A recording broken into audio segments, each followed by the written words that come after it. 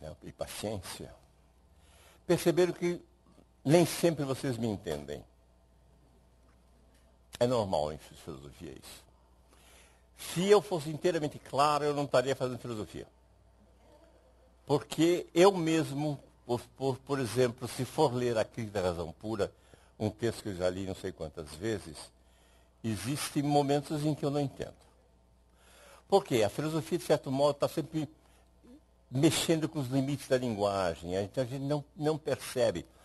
E eu até me lembro num curso maravilhoso que o Heidegger deu sobre o sofista, o diálogo de Platão, há um momento que um dos maiores filósofos do século XX disse, desculpe, esse texto eu não entendo. Certo? Então, o problema da filosofia é uma espécie de acostumar-se a derrapar na linguagem. Mas há momentos desse percurso filosófico onde a linguagem é, de certo modo, estruturada, construída, que ela fica uma espécie de monumento a que todos os outros filósofos passam a se reportar. Esse é o caso de Platão e Aristóteles. Certo? Aristóteles é um pensador assombroso. Tudo que nós pensamos em filosofia, se nós cavocarmos, está sendo pensado lá. Nós nos reportamos a ele de um único ponto de vista.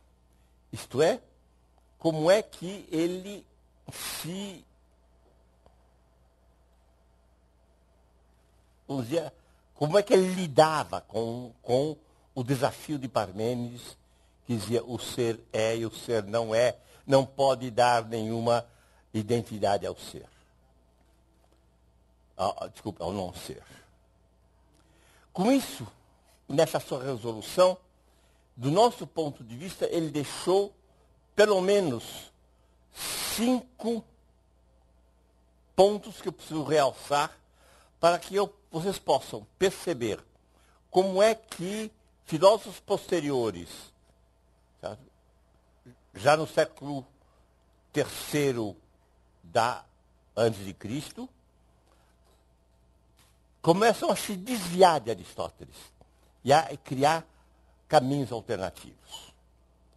Muito bem, quais são esses pontos que eu procurei fixar?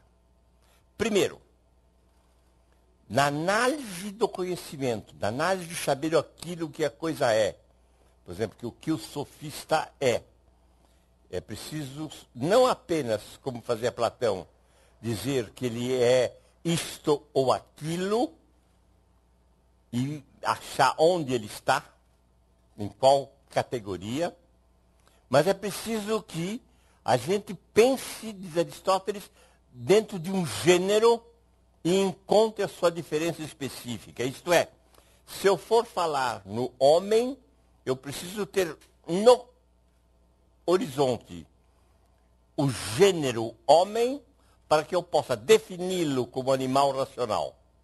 Se eu for falar no galo, eu preciso pensar na espécie, ou no gênero dos galináceos, e pensar o galo, a galinha, o pintinho, dentro desse esquema. E que é um esquema organizador do próprio objeto. Isto é, ela é a essência.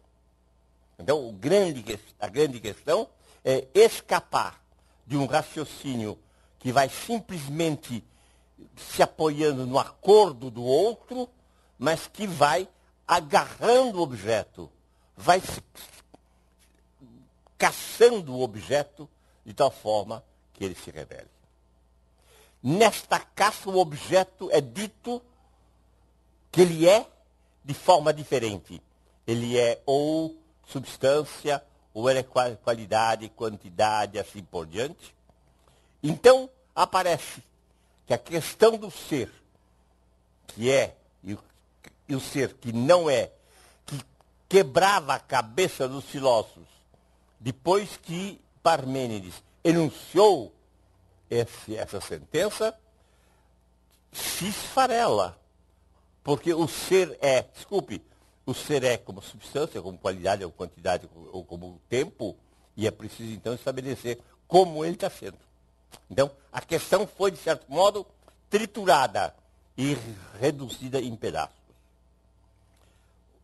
Terceiro ponto que eu gostaria de assinalar, que eu vou retomar todos esses pontos através do estoicismo.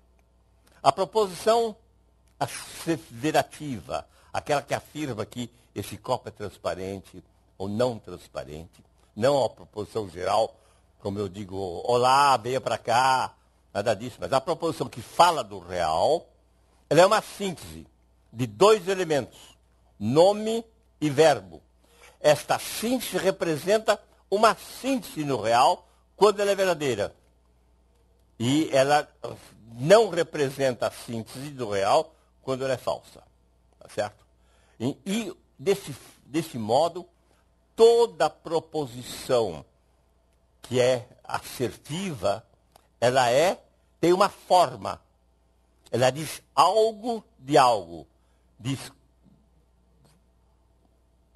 do copo de algo, copo que ele é transparente. Se eu disser Pedro é mortal, eu digo de Pedro que ele é mortal.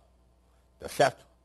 E é neste jogo é que as palavras propriamente significam. A palavra couve-flor pode imaginar, dá a impressão que ela está designando couve a flor. Não é verdade, a couve-flor simplesmente foi composta para agarrar um objeto, que é um determinado legume, mas quando eu digo a couve-flor está amarela, eu estou simplesmente construindo a significação na medida em que ela passou a ser uma palavra que indica o sujeito, que recebe a qualidade de ser amarela.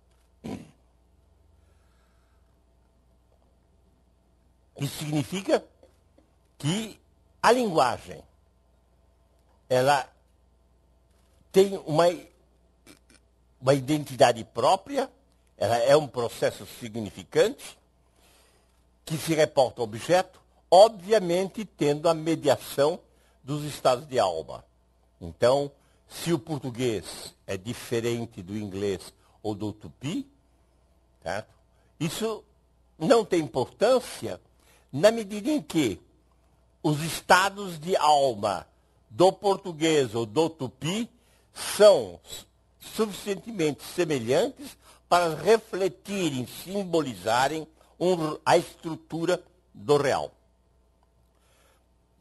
Certo? A mediação da alma, de certo modo, se torna transparente.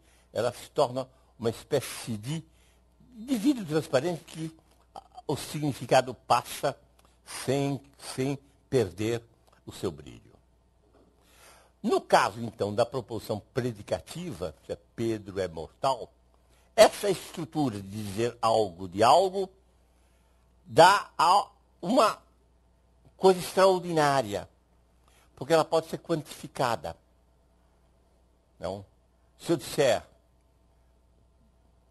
não no caso individual, mas se eu disser homem é mortal, eu posso dizer todos os homens são mortais. Se eu disser o homem é branco, então eu posso dizer alguns homens são brancos. Se eu disser o homem é divino, aí eu posso dizer nenhum homem é divino. Com isso, eu posso dividir as proposições.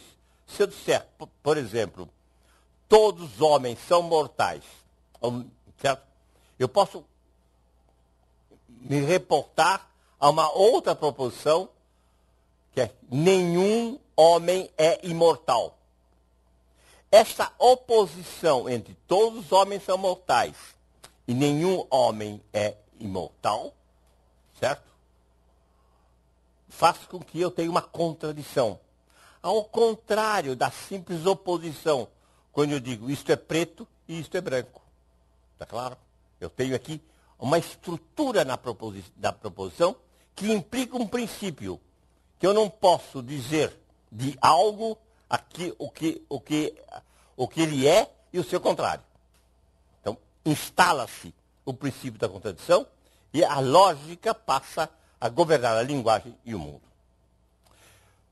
Na medida em que eu tenho proposições quantificadas, com algum, nenhum e assim por diante, eu posso encadear as proposições de tal modo que, se eu der duas premissas, eu tenho uma conclusão inevitável. Isto é, eu tenho pela primeira vez na filosofia uma lógica dedutiva, que dados determinados princípios, eu posso tirar uma conclusão inevitável, necessária. Se eu disser, por exemplo, certo? Todos os brasileiros são homens. Não. Eu vou dizer no termos aristotélicos, que ele não diz o homem é mortal. Certo? Ele diz mortal é dito de homem. Certo? Porque justamente homem vai ser a substância, o sujeito que vai receber o predicado mortal. Então ele vai dizer o seguinte: mortal, vamos supor, é dito de todos os homens. Homem é dito de todos os brasileiros. Então, mortal é dito dos brasileiros. Isso forma um silogismo, isto é, três proposições ligadas de tal forma que a primeira, a segunda, necessariamente desencadeiam a terceira. Tendo essa estrutura silogística, mostrando que, para que eu possa dizer que mortal é dito de todos os brasileiros, eu preciso recorrer a quê? Ao gênero homem. Está claro? O gênero homem tem uma função causal estruturando a proposição. E com isso, aparece uma coisa absolutamente extraordinária. Uma combinatória de proposições, que é a lógica formal. Então, Aristóteles é o inventor da lógica formal. Eu posso ter vários tipos de silogismo, conforme as proposições sejam universais, ou particulares, ou negativas, ou afirmativas. Eu posso ter silogismos diferentes se o termo médio está nesse ou naquele lugar, funcionando daquele modo. Enfim, eu tenho uma combinatória. Isto é, eu tenho a possibilidade de sair de uma análise do real, imediata do real, e combinar o meu pensamento como se fosse uma matemática. E nós estamos, então, ali numa liberdade do pensamento que até então nós não tínhamos ideia que fosse possível. Muito bem, depois da morte de Aristóteles, é isso, o mundo se altera completamente, somente depois da morte de Alexandre, em 323 a.C. E depois da conquista romana, que unifica tudo aquilo que nós chamamos de Ocidente, ainda hoje.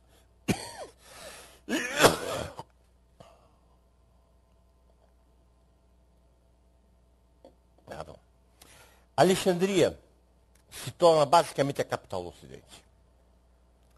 E Atenas se torna, ela volta sobre ela mesma.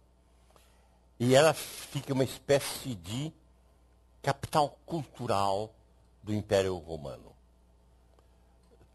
Tanto assim que mais tarde, no século I a.C., não era estranho que um senador romano se dirigisse em grego aos seus colegas. Então, os senadores passavam, ao tempo, assim, os ricos romanos passavam uns tempos em Roma para aprender o grego, que era uma espécie de língua culta da época. Certo? E há várias escolas que, influenciadas justamente por Alexandria, nós chamamos de as escolas helenísticas. Nós temos fragmentos, em geral, desses textos. O melhor melhor coleção desses textos foi editada por dois autores, Long, L-O-N-G, e Sedley, S-E-D-D-E-Y, que é The Hellenistic Philosophers, da Cambridge University Press, de 2007. Quem precisar pensar, ler alguma coisa dos estoicos, alguma coisa de Plotino, não, Plotino nós temos as Enéidas completas, mas precisar ler Cleantro e assim por diante, vai lá que tem o que é preciso. Muito bem. Eu vou tomar para fazer o contraponto com Aristóteles os estoicos, mas os estoicos antigos, não os estoicos depois que eles vão para Roma, que eles se romanizam e assim por diante. Os primeiros estoicos. E por que eles são chamados estoicos? Porque naquela cidade altamente civilizada e altamente cosmopolita, que era Atenas, eles se reuniam nos Stoa, nas colunas ali perto do mercado, onde o nome estoicos. O primeiro deles, e todos eles são estrangeiros. Eles não são atenienses. Eles vêm dos lugares mais diferentes do Mediterrâneo. O primeiro deles é Zenão de Chipre, que é 322 a.C., mais ou menos, ninguém sabe exatamente, até 264 que ele viveu. Em seguida vem a escola dirigida por um filósofo que se chama Cleantro, que é sucedido por Crisipo. Crisipo é um outro monstro. A gente sabe que ele escreveu uns 700 opúsculos. Escreveu um doido. E a gente, ao reconstruir o seu sistema, a gente descobre que é uma filosofia que é essencialmente prática, que quer, antes de tudo, mudar os homens para que eles possam viver bem em sociedade. Uma sociedade que é universal, que não é mais simplesmente a polis grega ou a própria polis de Alexandria. São filósofos que estão preparando a vida, os jovens e as pessoas para terem uma vida prática feliz. Essa técnica de viver põe, de certo modo, a política de lado. Certo? Esses filósofos são estranhos. Por exemplo, um cético, bem mais tarde, né, como Sexto Empírico, que é do século III, IV depois de Cristo, ele é inteiramente ateu. Certo? O que lhe impede dele exercer as profissões, ele é médico, o que lhe impede dele exercer as profissões de alto sacerdote romano, percebe? Isto é, aparece a religião e se torna um pouco como ela é no candomblé. Ela é muito mais importante, não pela crença, mas pelas suas práticas. Desde que você execute determinados atos, não importa o que você creia ou não. Por isso os imperadores romanos ficavam absolutamente estarrecidos diante da teimosia dos cristãos. Por que não jogar incenso para um Deus que a gente não acredita nele? Não importa, importa praticar o ato. Esses filósofos são basicamente ou ateus ou divergentes da religião oficial, e isso não cria nenhum problema. Não existe nenhum Sócrates no estoicismo ou nas outras formas de filosofia helenística. E eles começam a pensar a filosofia ligada em 3 departamentos: lógica, física e moral. Aí você já tem um susto. Lógica é ciência para eles? É. Para Aristóteles, a lógica, essa combinatória de proposições, tal, simplesmente é um instrumento do pensamento, mas ela não diz nada do real. Para os estoicos, a lógica diz algo do pensamento que é real. Por quê? Porque eles vão ter uma ontologia, um princípio dizendo que tudo que é antes de tudo um corpo.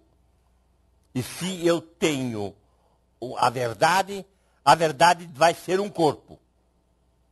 Então a noção de corpo se amplia, porque tudo que é, de um certo modo, passa a ser corpo.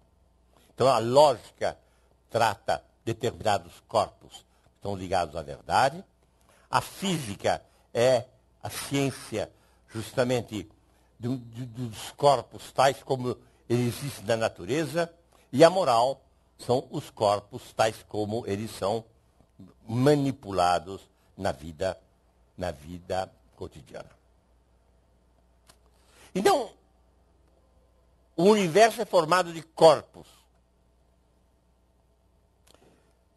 Bom, se o universo é formado de corpos, se eu disser a faca cortou a maçã, significa que o corpo faca operou no corpo maçã? Não. Se o corpo é fechado nele mesmo, eu não tenho um princípio de causalidade, tal como nós o conhecemos, ou tal como Aristóteles o conhecia. Então, o estoico, Crisipo em particular, vai dizer não. Se a faca cortou a maçã, é porque a maçã, de um determinado momento, ela recebeu nela mesma, ela incorporou o corte. E a faca, nela mesma, incorporou o cortar. Nós não temos, portanto, nós temos uma espécie de universo que não é atomizado, inteiramente integrado, mas de tal maneira que cada algo que existe, o algo que existe, ele é fechado nele mesmo. E a predicação, que para Aristóteles era o momento de exprimir a ligação dos objetos, passa a ser uma expressão de um corpo que adquire nele mesmo um traço ou perde o traço. Bom, mas o tempo é um corpo, o vazio é um corpo, o lugar é um corpo. Eu não posso dizer que esse lugar seja um corpo, porque eles não têm concepção, isso da antiguidade inteira, de um espaço cartesiano. Lembra-se, nós estamos pensando ainda em termos anteriores à filosofia do século XVI. Certo? Só com Descartes é que nós vamos ter o espaço cartesiano, em que nós dividimos o espaço, determinamos o espaço segundo coordenadas, e um objeto é determinado por 3 números que dão a sua localização.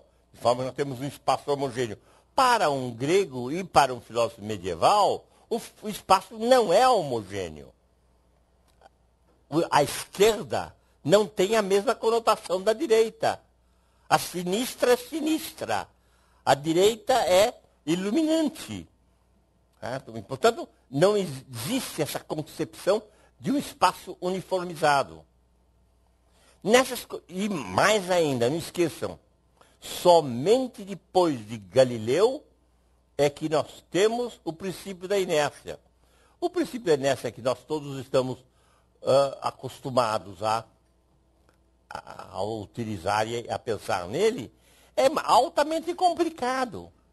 Porque ele diz o seguinte: o corpo sempre mantenha o seu estado de movimento.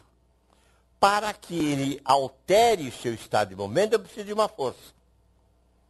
A força para um grego ou para um filósofo medieval é algo que cria movimento. Sabe? Não altera o estado de movimento. Então nós temos que pensar, quando nós estamos estudando um filósofo grego ou medieval, primeiro, que o tempo não é homogêneo.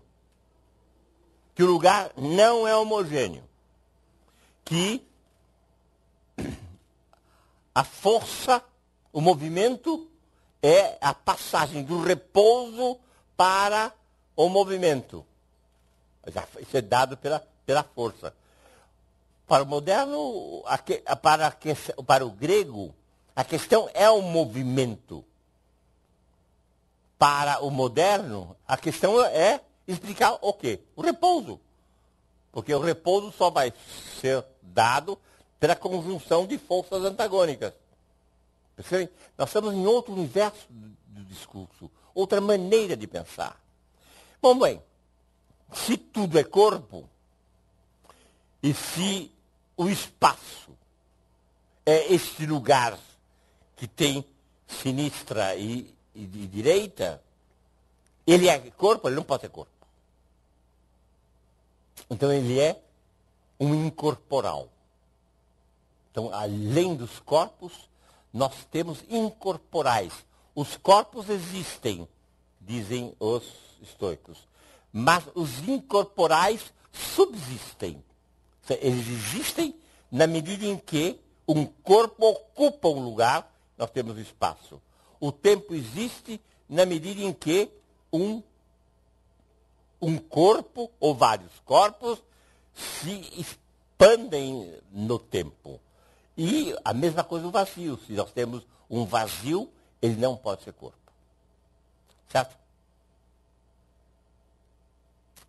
Bom, então, nós temos que ter, obviamente, uma concepção totalmente diferente da linguagem. E é isso que é fascinante nos estoicos, a meu ver.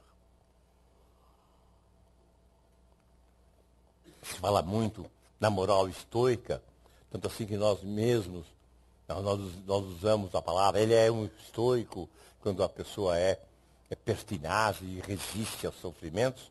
Isso é verdade nos estoicos. Mas o que me fascina mais é que eles pensam de uma maneira muito divergente daquilo que se tornou a tradição na filosofia ocidental. E que tem uma lógica muito diferente, que inclusive ficou na margem durante séculos. Ninguém dava bola para a lógica estoica. Até que no fim do século XIX, há uma revolução na matemática e na lógica, e aí se descobre, a lógica estoica tinha um sentido muito peculiar, e ela era uma alternativa à lógica formal aristotélica. Muito bem, então nós temos, antes de tudo, uma ontologia particular. Os corpos existem e os incorporais subsistem. O princípio da causalidade é um princípio que simplesmente faz com que cada corpo ilumine uma das suas propriedades, não há atuação entre os corpos. Bom, mas agora então, vai dizer um lógico esperto.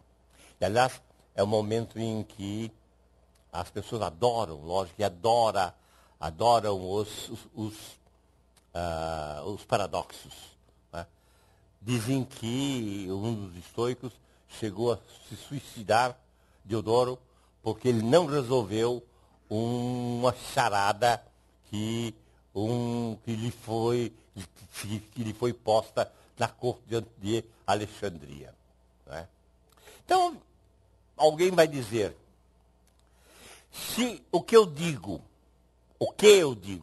passa pela minha boca, se eu disser carro, então carro passa pela minha boca. Está claro? Dá um outro paradoxo. Epimênides, o cretense, diz: todos os cretenses são mentirosos. O Epimênides está dizendo a verdade ou a falsidade? Ele está dizendo uma proposição falsa ou uma proposição verdadeira? Se a proposição for falsa, os cretenses são... Ele diz, Epimênides, eu, cretense, digo, todos os cretenses são mentirosos. Se ele disser verdade, a proposição está falsa, porque ele é cretense e está dizendo a verdade. Se ele disser, eu, cretense, digo que todos os cretenses são mentirosos, se ele está dizendo uma mentira, ele está dizendo a proposição ficou falsa e não tem solução para isso. Isso os filósofos sempre souberam. Não teve problema nenhum. Era a margem da linguagem. Complicou quando apareceu a teoria dos conjuntos. E que começou conjuntos terem essa propriedade maluca de se negar a si mesmo. Mas aqui eu tenho um problema lógico anterior, que eu digo copo. Claro? O copo, o que eu digo é o copo. Mas se eu digo, então, o que eu digo passa para a minha boca. Então o copo passa para a minha boca? Não.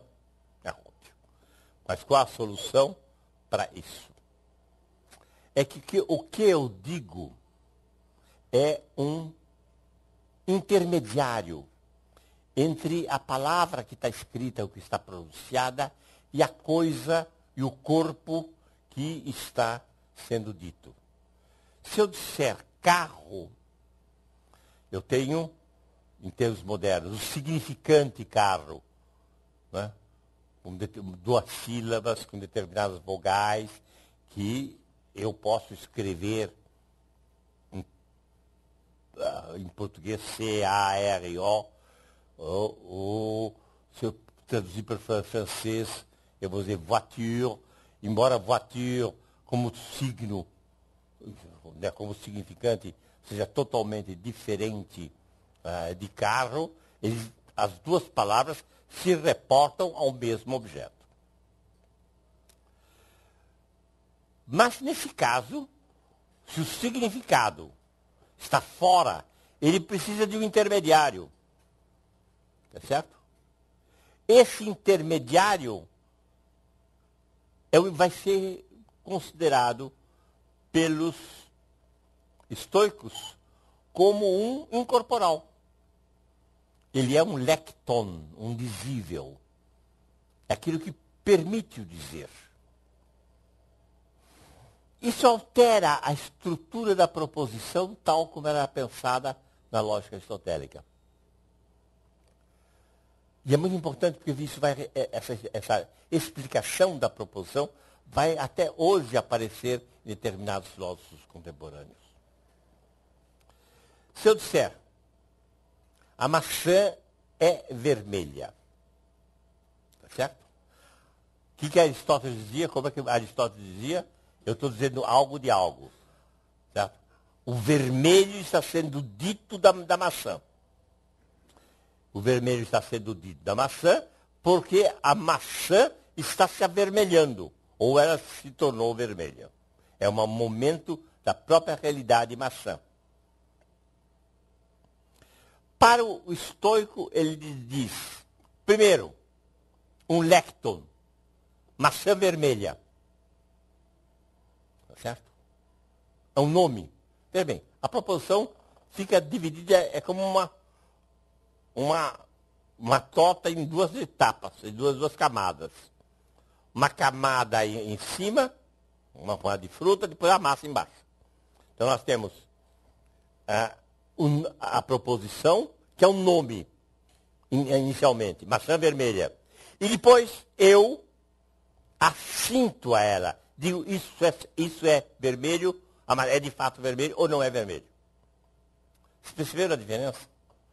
Isso vai aparecer muitas vezes em filósofos contemporâneos, então, como Foucault, Habermas e assim por diante, que dividem, a partir de um lógico do século XIX, que é Frege, você divide a proposição Em vez de ela ser um movimento da predicação, ela é, primeiro, um lecton, algo que é dito por um nome, maçã vermelha. Aqui aí eu digo, é ou não é.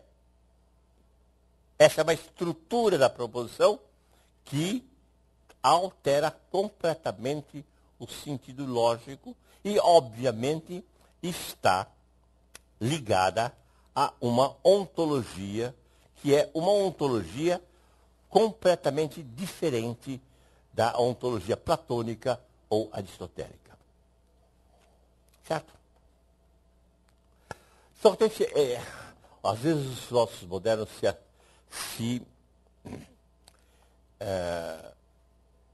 entusiasmam com essa ideia. Tem um problema.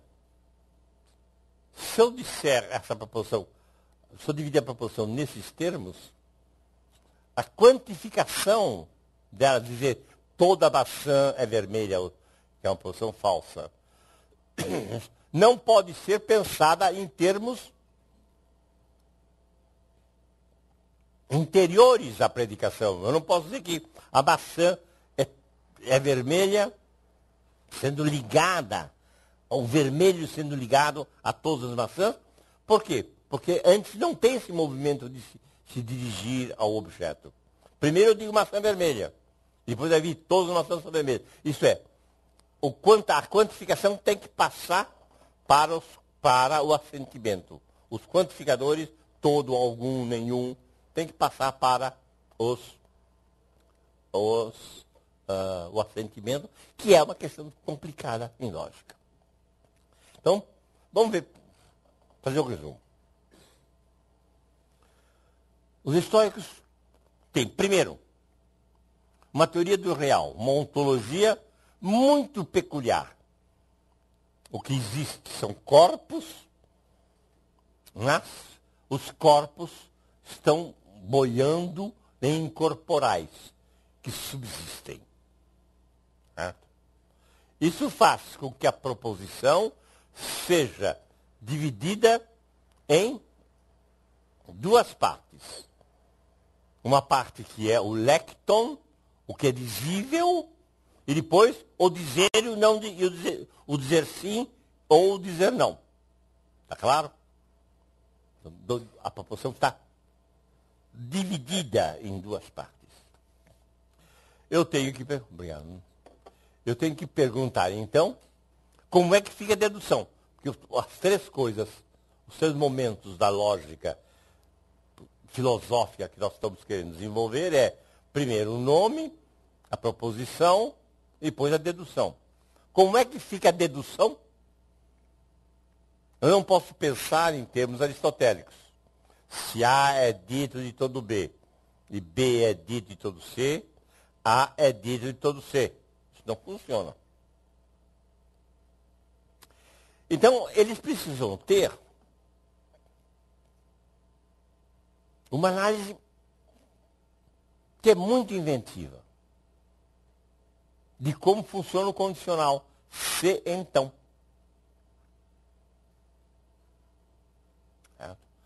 Como é que funciona o condicional? Se eu estiver nessa sala, então eu estou falando. Como é que funciona essa ligação?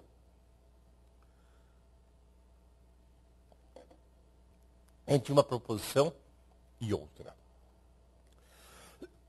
Eu posso ter, para Aristóteles, isso está ligado a um processo de dedução, que é uma transferência feita pelo termo médio. O termo médio carrega o sujeito de um para o objeto do outro. É isso? Desculpem, se ar-condicionado me dá uma alergia. Não havendo termo médio, porque não há causalidade, é preciso pensar o condicional de uma forma diferente. Hoje todo mundo que já estudou um pouquinho de lógica moderna sabe como é que funciona o condicional. De uma maneira muito estranha.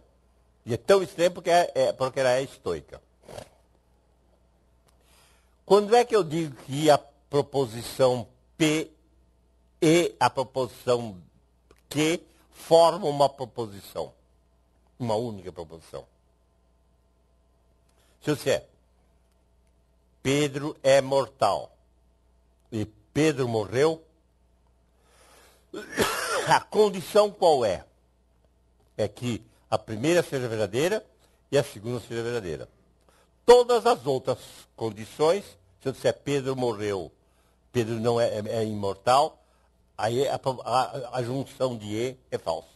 Então, se nós tivermos duas proposições, P e Q, a junção delas é verdade quando P for verdadeiro, Q for verdadeiro, e todos os outros temos falso. Quando é que nós temos o condicional verdadeiro? Se P, então Q. Se P for verdadeiro e Q for verdadeiro, o condicional vale. Se Q for falso e se P for falso e Q for verdadeiro, o condicional vale.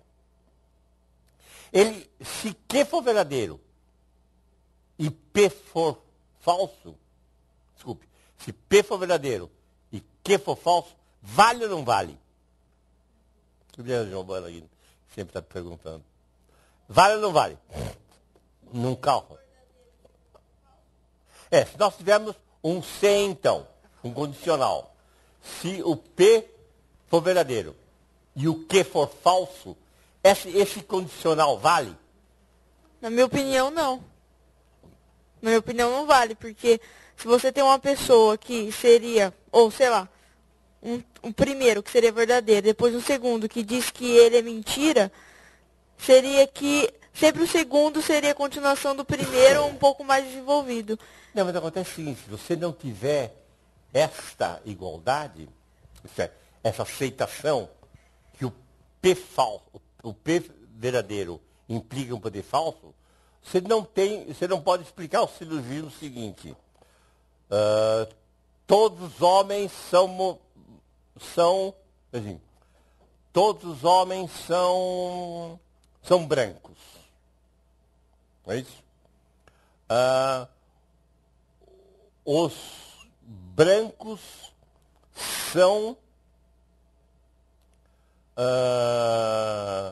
luminosos. Então, alguns homens são luminosos. Deu verdadeiro. Alguns homens são, de fato, luminosos.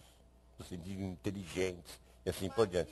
Se todos os homens são brancos e todos os brancos são luminosos, então todos os homens são luminosos? Não, alguns homens são luminosos. Tá. Alguns, tá. Tá certo? Você tirou uma conclusão de duas premissas. Né? Uma falsa e uma verdadeira. Uma falsa de duas falsas, você pode tirar uma conclusão verdadeira.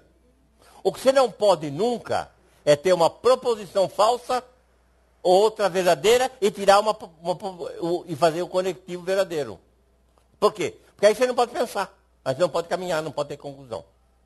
Está claro? Então, o condicional é formado da seguinte maneira.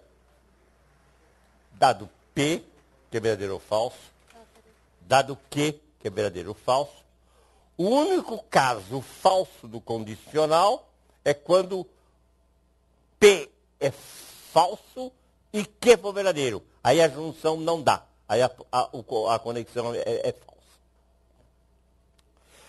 Isso não é satisfatório, porque não dá paradoxo, pelo contrário, mas dá situações meio escandalosas.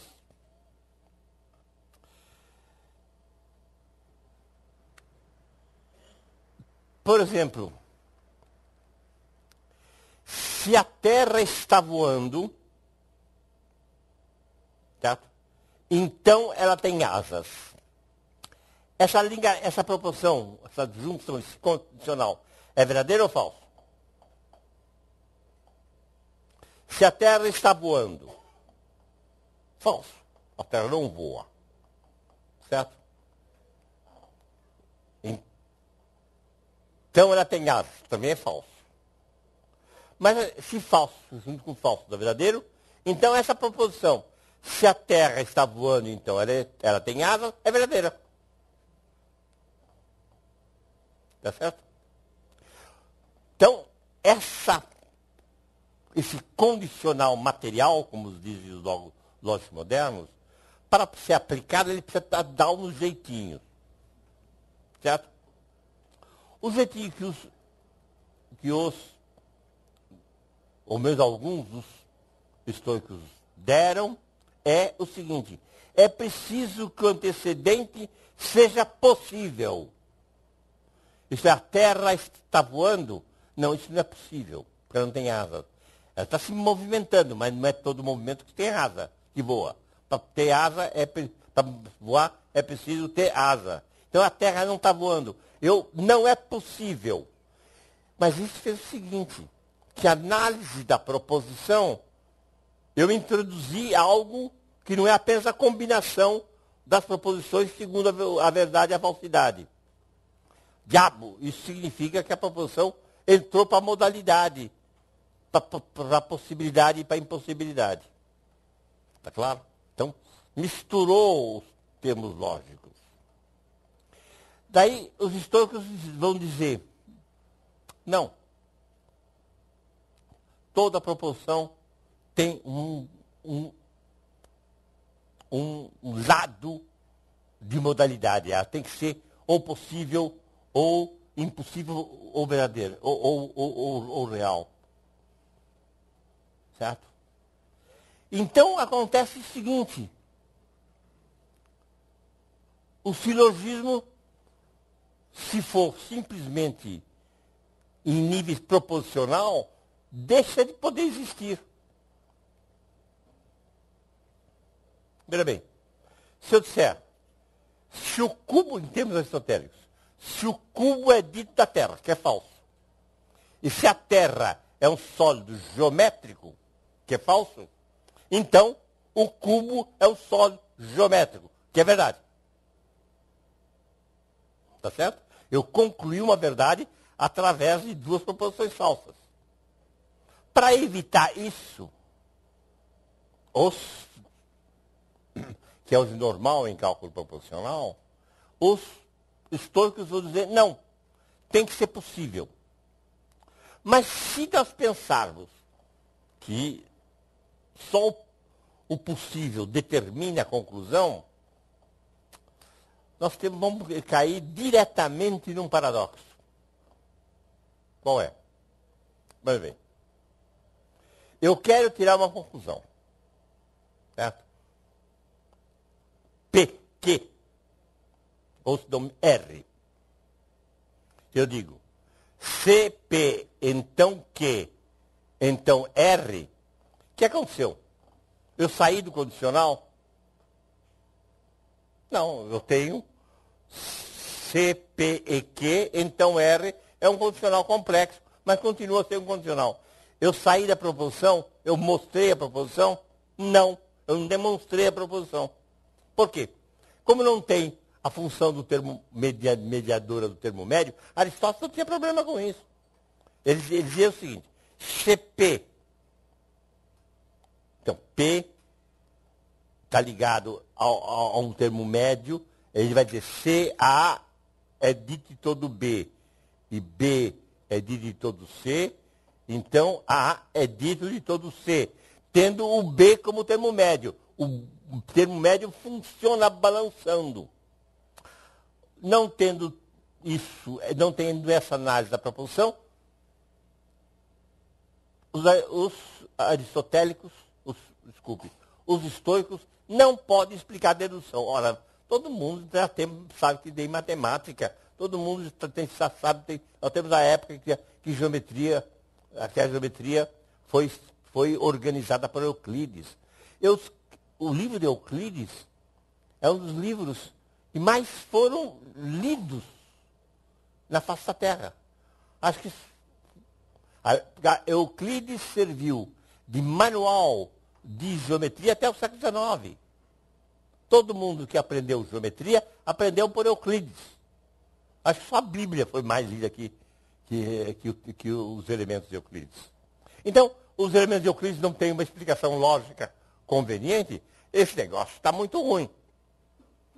Aí eles fizeram, não tem silogismo como Aristóteles quer. O silogismo eu tenho que ter o A possível. Então eu digo A. E depois, se eu disser CA, então B, como A está posto, eu tenho a posição de B.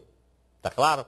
Então, em vez de eu ter um silogismo, simplesmente A é dito todo B e B é dito todo C, então A é dito de todo C, eu tenho CA. CA implica B, então B. Se eu tenho uma relação com a linguagem, que é uma relação de metalinguagem. Eu primeiro penso o A como existindo, depois eu digo o funciona, o condicional, e então o consequente passa a ser verdadeiro. Está claro? Vamos repetir isso, que não é simples, mas é fundamental. Que pela primeira vez nós temos uma estruturação da linguagem, em que você tem uma camada da linguagem objetiva e depois tem uma metalinguagem que pensa sobre ela. Certo? Isso vai ter, como você sabe, todo mundo aqui já viu falar em metalinguagem. Certo? E começa justamente com o primeiro passo disso foi dado pelos estoicos. Uma brincadeira. Certo? Vamos fazer um resumo, para que vocês entendam bem. Primeiro, os elementos que eu estou situando no estoicismo, que são, de certo modo, desnorteantes para o pensamento moderno. Primeiro, do ponto de vista ontológico, os corpos existem e os incorporais subsistem. Então, aparece entre a existência e a não existência um bicho misto que se chama um incorporal e que na filosofia contemporânea vai chamar significação. Tem o significante, a significação e depois a coisa. Primeiro elemento. Então nós temos corporais, o corpus, o incorporal, e um dos incorporais é o lecton, esse visível entre o que eu estou dizendo e a coisa que eu estou dizendo.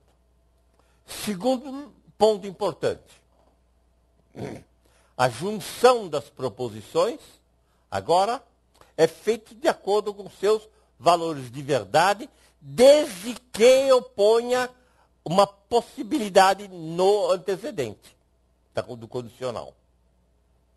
Essa é fundamental.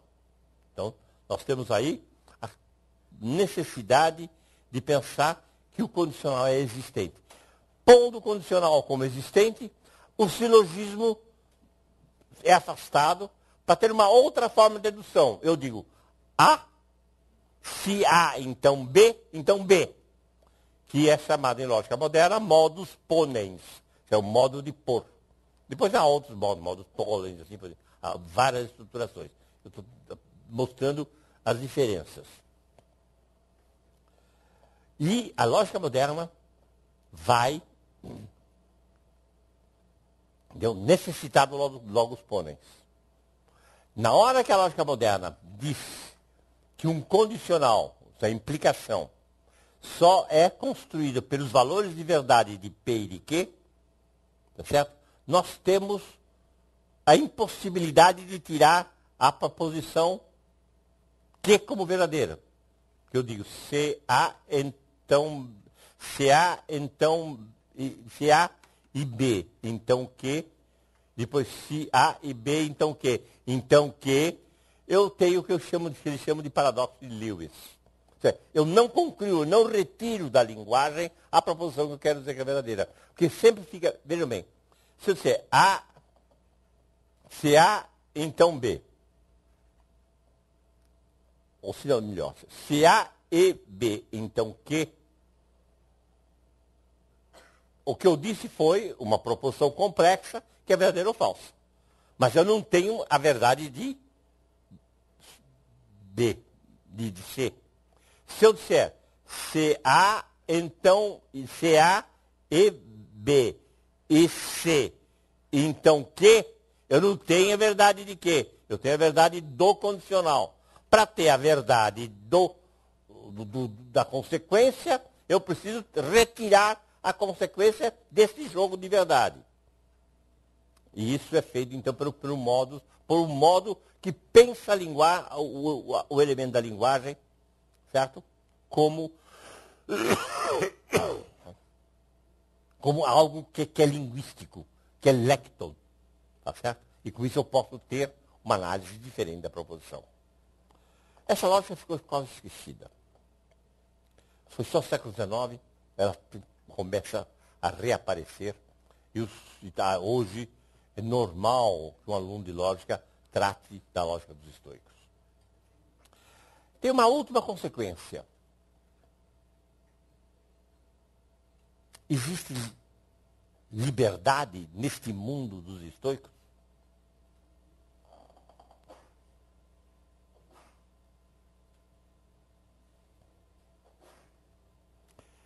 Se eu disser que a maçã é vermelha, no fundo estou dizendo que a maçã é vermelha por si mesma, certo? Em consonância com o vermelho que está lá fora. Se eu disser, a faca cortou a maçã cortada é algo que está ligado à própria maçã, que então passou a ser determinada como maçã cortada, não tem liberdade. Está tudo definido. Tudo acontece segundo um destino. E a palavra que é usada é uma palavra latina, é fato, mas no sentido de algo que não pode não acontecer diferente. Tá certo? Então, o grande problema dos estoicos, e nessa época, vários, nós só temos uma notícia de uns 300 opúsculos sobre o destino. O destino aparece como uma questão a ser posta. É possível que o homem tenha algum efeito ao operar no mundo e em operar a sua vida? Isto é, às vezes a gente começa a desenvolver a lógica e, de repente, o resultado é nós estamos meio fritos, porque nós começamos a cortar elementos que são, para nós, constituintes da nossa vida. Pensar que a nossa vida simplesmente está totalmente determinada é dizer, por que eu vou viver? Tá certo?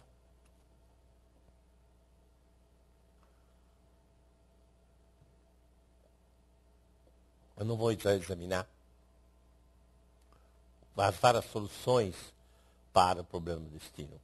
Mas uma das soluções, uma das portas, vocês já podem antecipar. Tudo está determinado, segundo a proposição está sendo dita, mas desde que eu assinta ou não, que eu assuma ou não assuma. Então aparece aí uma representação humana que vai ligar a questão da representação, verdadeira ou falsa. E a representação está ligada a uma ação de determinação da própria individualidade humana, de eu como individualidade. E aí aparece uma questão que não existia para os filósofos gregos até então. É que o indivíduo determina e se determina como no destino. E começa a se esboçar a questão do sujeito ator. Certo? Isso é algo que vai ter um enorme desenvolvimento na filosofia ocidental. Vamos, para terminar, fazer um resumo dos pontos que eu quis tratar hoje e dar ênfase. O que quis mostrar a vocês que depois da monumental herança que a filosofia lógico-platônica tinha deixado para o Ocidente, não é por isso que caminhos divergentes deixam de existir.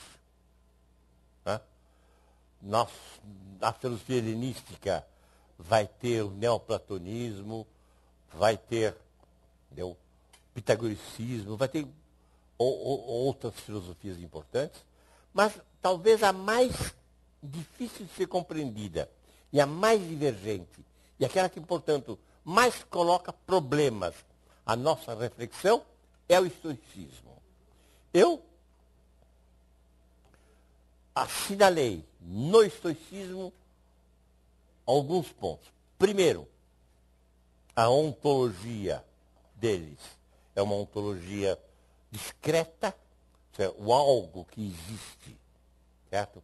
É o corpo, mas o algo, os corpos estão você boiando em incorporais que subsistem, portanto, o mundo é cheio, por isso que vai colocar a questão do destino. A proposição, a predicação, deixa de ter aquele movimento interno que caracterizava na filosofia aristotélica. Quando eu digo Pedro é mortal, estou dizendo que mortal é dito de Pedro, na medida em que a mortalidade está sendo entranhada em Pedro, desaparece. Eu digo mortalidade de Pedro como um nome, depois digo que isso é verdadeiro, isso é falso. E, em terceiro lugar, que o silogismo, isto é, a dedução, tal como os medievais depois vão desenvolver e vão se chapurdar nele, desaparece para dar lugar a modus ponens, tollens e assim por diante, são 4, né, que pega a proposição e a vê como proposição para depois entender como é que ela funciona na dedução. Enfim, 3 pontos são radicalmente diversos das maneiras pelas quais nós estamos acostumados a pensar, e isso é um ganho para a humanidade inconcebivelmente grande e bonito. Vamos às perguntas? Não, os filósofos não são aplaudidos. Então passamos às perguntas. Levantem a mão. Cláudia e Gabi estão atendendo vocês. Aguardem um segundo, a câmera chega até vocês. E procurem serem objetivos, por favor. Obrigado.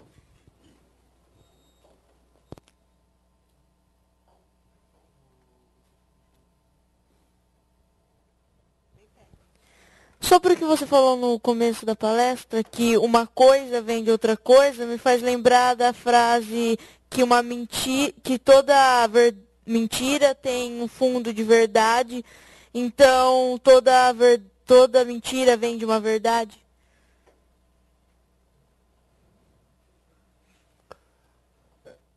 Em que lógica? Na estoica, isso? Eu acho que sim. A sua pergunta está pressupondo o seguinte, que eu posso fazer essa pergunta independentemente de um sistema filosófico. Exatamente o que eu estou tentando mostrar para vocês, e que perguntas abstratamente, desse jeito, abstratas, desse jeito, não tem sentido. Entendeu? Você precisa dizer, toda mentira, entendeu? Aí eu pergunto, mentira como?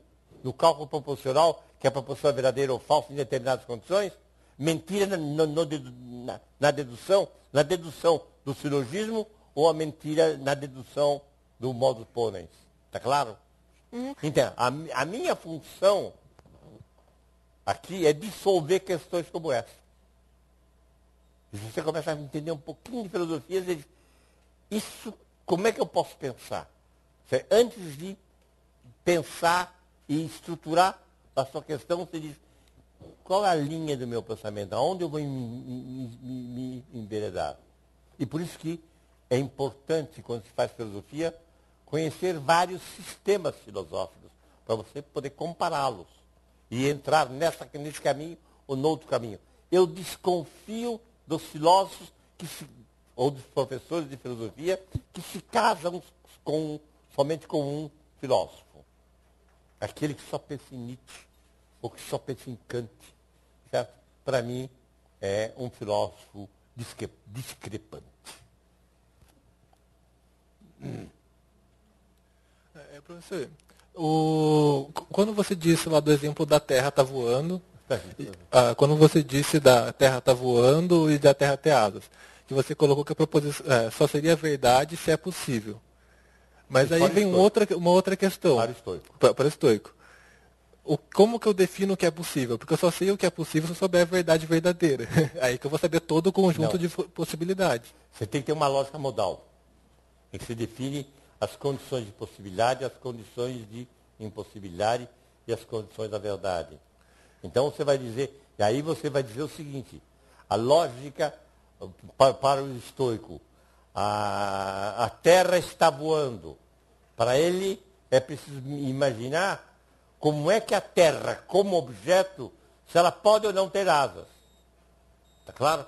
Tá. Então a ontologia aqui, o modo de ser, ou melhor, a física aqui, está condicionando o teu raciocínio.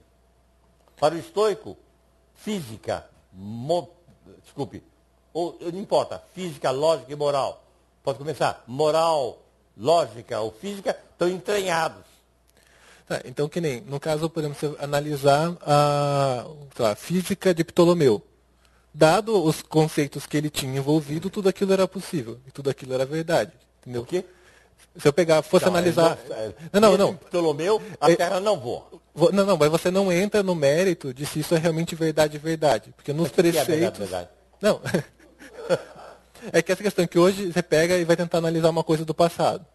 Não, veja e aí você vai tentar falar que ele fala besteira. Entendeu? A verdade, como nós vimos lá no caso das partículas elementares, vai depender das experiências e dos sistemas formais que você vai estabelecer. Tá certo? Se eu disser esse copo tem água, para nós que estamos aqui no mundo cotidiano, vocês vão dizer que é verdade. Certo? Mas se eu disser esse copo tem água oxigenada, enquanto você não fizer a experiência, você não vai saber se eu estou falando verdade ou falso. Então, esse dizer, isto é verdade, isso é falso, vai depender das condições de que nós estamos dizendo e exprimindo essa frase.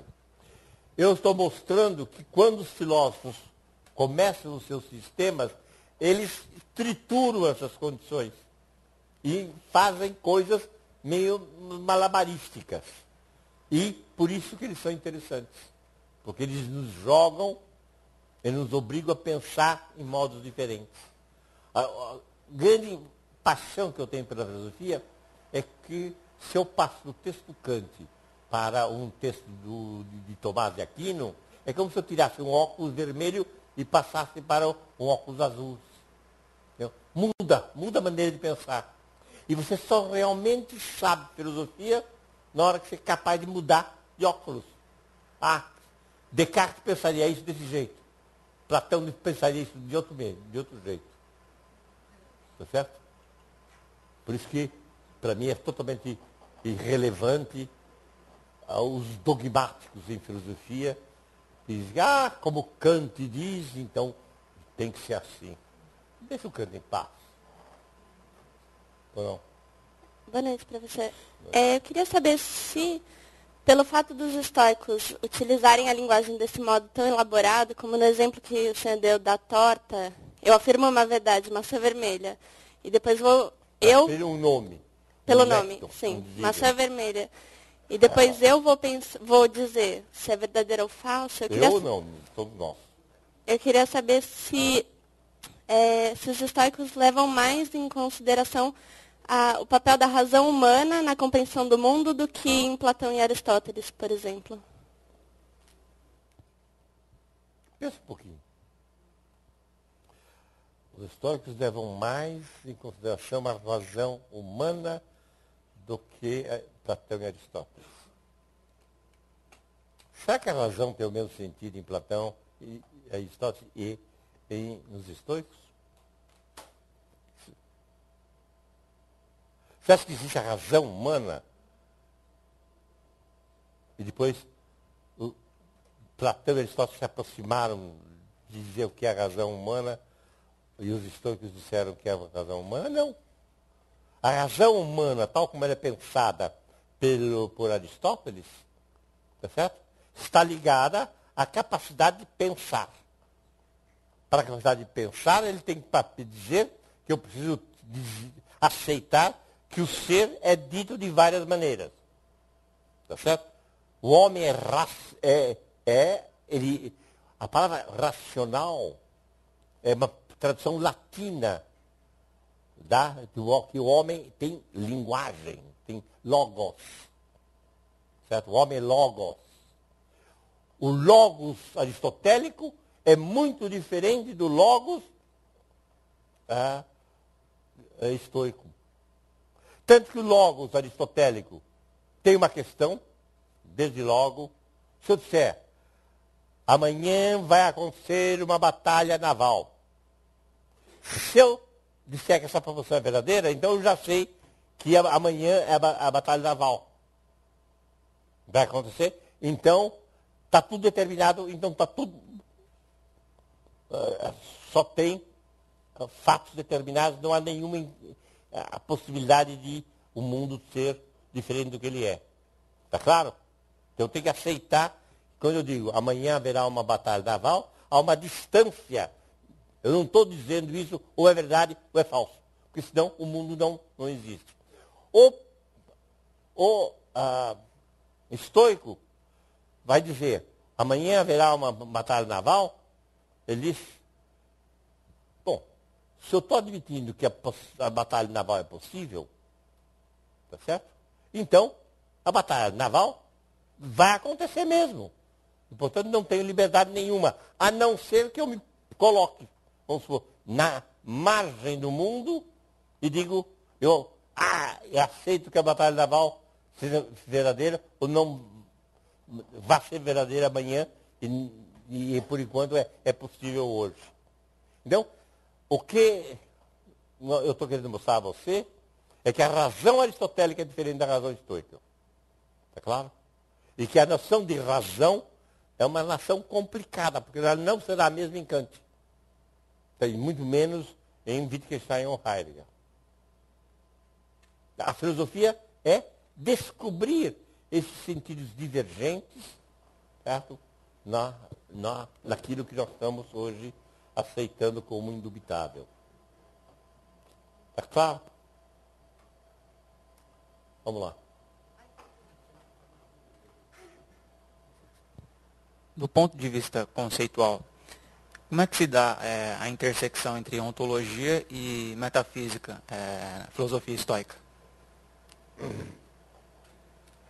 Eu queria que você me explicasse se eu entendi.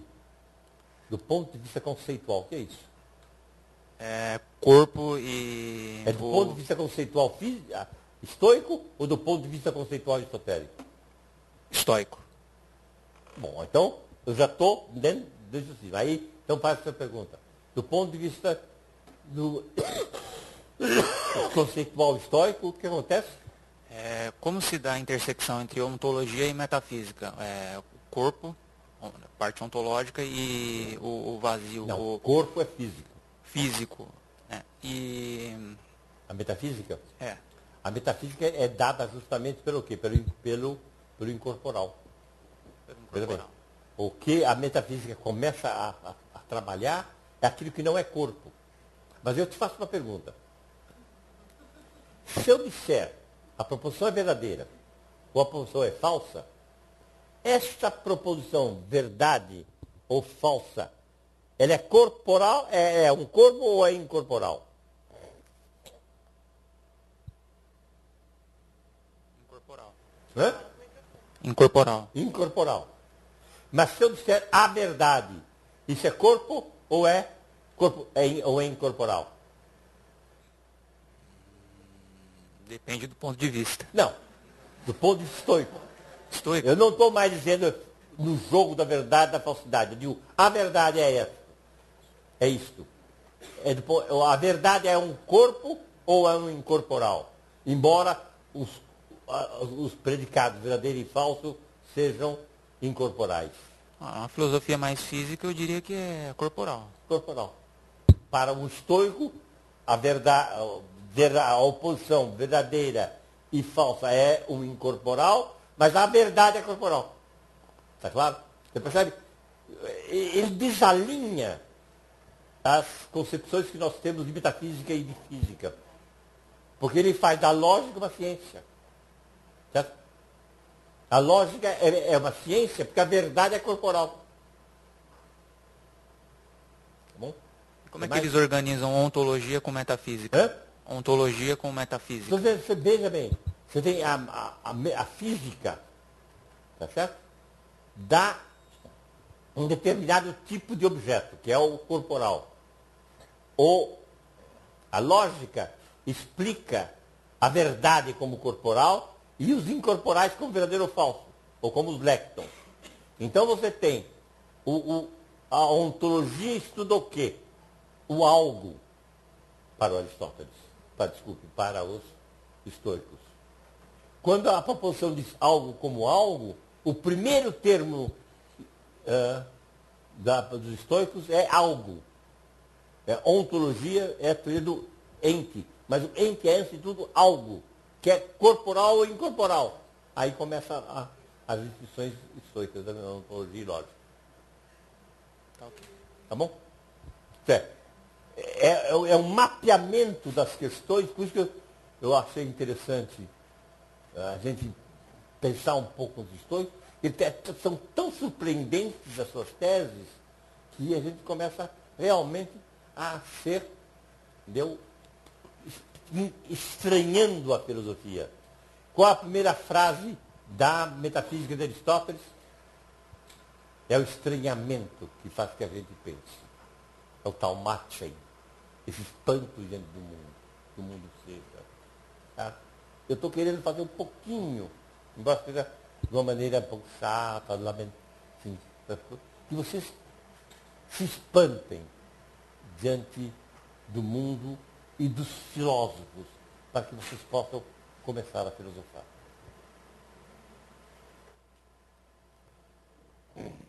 Boa noite, professor. Boa noite. Eu não sou da área de humanas, então talvez eu não consiga fazer um questionamento tão profundo. As humanidades são muito decadentes hoje. Perfeito, isso é bom. Baseado nos comentários que o senhor fez na apresentação, muito mais importante do que os predicativos não seria descobrir quais são os conectivos ou os conectores para me chegar nessa conclusão que o senhor tanto comenta? Não, o problema todo é verdade. Eu preciso ver como é que a linguagem se conecta. Tá certo? Mas o problema é que se eu fizer uma análise simplesmente formal dos conectores, nós vamos dar paradoxos. Ou senão nós vamos dar uma lógica que fica muito pobre diante daquilo que nós queremos dizer, pensar liberdade ou não. Daí a filosofia moderna recusar esse caminho da lógica e recusar esse caminho da filosofia para entrar no outro. O que eu estou tentando mostrar a vocês? Como é que se desenhou um vasto panorama a partir do qual a filosofia foi pensada até o século XIX. Chegou no século XIX, esse esquema estoura. Não é certo? Estoura. Não? É impossível pensar em termos aristotélicos hoje. Não? Como é impossível pensar em termos aristotélicos, é muito simples. Nós vemos que uma partícula elementar é pensada como corpo ou como onda. O pensamento moderno estourou essa antiga maneira de pensar. E ela, a meu ver, estourou mesmo, entendeu? Até começa a estourar com Nietzsche. E aí veio uma crise enorme na maneira de pensar, que, a meu ver, acumulam em dois pensadores, a meu ver, absolutamente extraordinários do século XX, que são Heidegger e Wittgenstein, que refletem sobre a crise do pensar contemporâneo e, portanto, a crise do Ocidente. Porque nós somos marcados, enquanto ocidentais, por esse tipo de pensamento. Então, a crise, a maneira de pensar hoje, não é a maneira de pensar como eu estou expondo. Mas eu preciso para mostrar que a maneira de pensar hoje é um pensamento também dessa crise. Tá certo? Senão nós ficamos, se eu não pensar que a filosofia é um pensamento da sua crise, eu vou pensar a filosofia como se ela fosse histórias da carochinha. Deu o chapeuzinho, fez assim, assim, assim. Então, a mula sem cabeça fez assim, assim, assim. As pessoas aplaudem, acham bonito, interessante.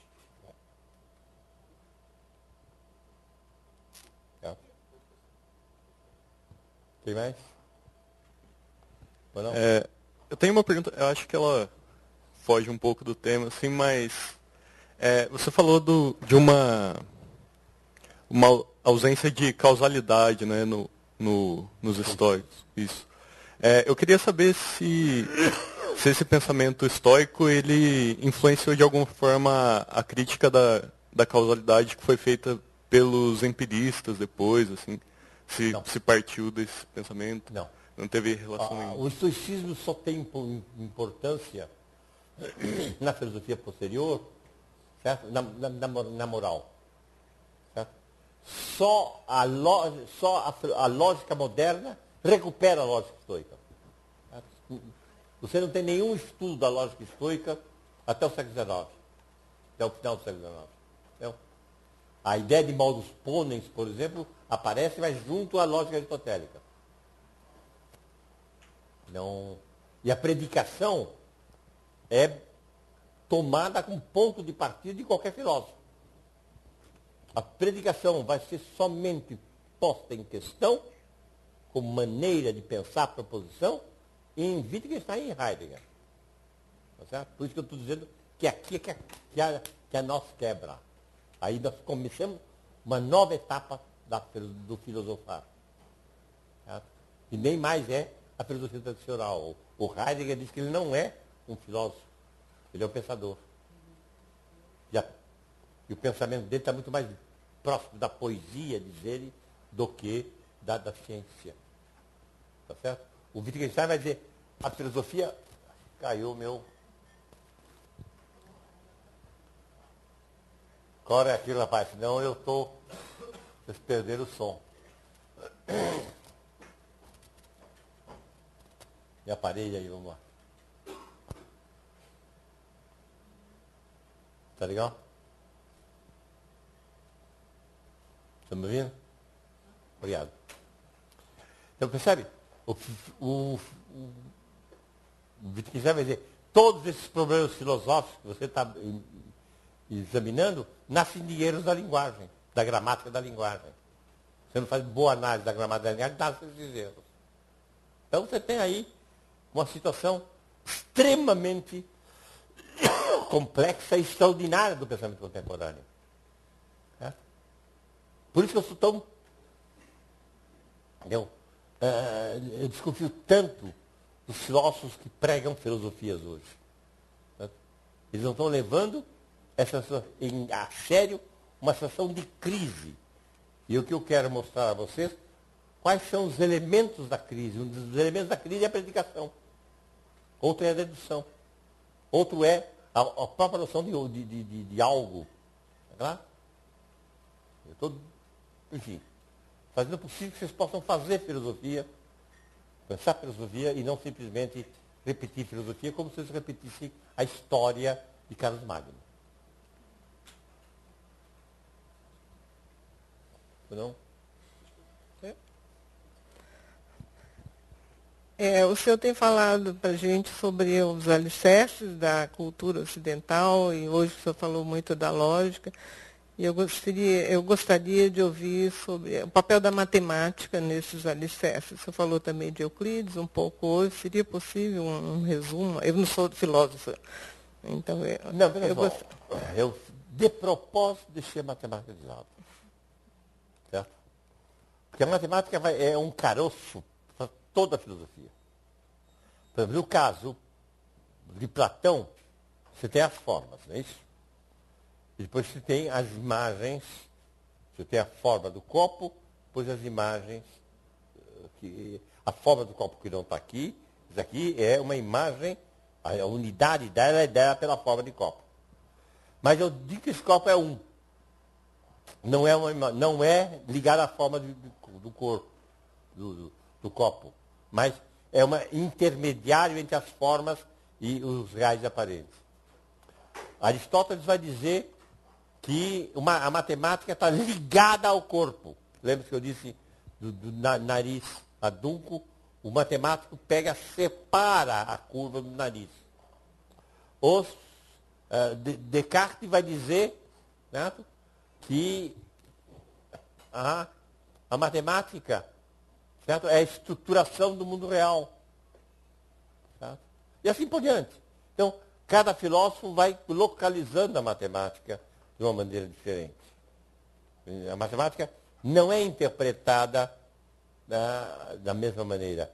E os grandes filósofos sempre tiveram que desenvolver, de explicar esse nó, que é essa ciência maravilhosa e que não diz o real, mas diz condições de possibilidade do real, e de repente, aquelas condições que eram estapafúrdias, não é isso?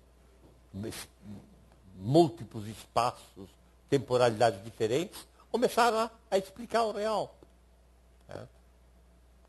Assim, a fazer imagens do real. Então a matemática, se eu entrasse pela matemática, eu estaria frito. Eu já estou meio frito entrando por essa linha.